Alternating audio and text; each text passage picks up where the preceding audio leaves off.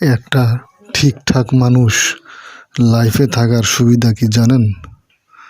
কোনো সকালেই আপনার ঘুম থেকে উঠে হতাশ লাগবে না, হাহাকার লাগবে না, ডিপ্রেশন ফিরে ফিরে আসবে না।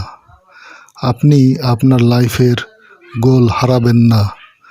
আপনার লাইফে অনেক নতুন কিছু ট্রাই করতে ইচ্ছে করবে, কারণ আপনি খুশি আছেন। আপনার কোথাও ঘুরতে যেতে ইচ্ছে করবে, মন বাচ্চাদের মতো উড়ু উড়ু করবে, আপনার দিন দুনিয়া সব ভালো লাগবে। আপনি আপনার লাইফের গোল থেকে কখনো হারাবেন না।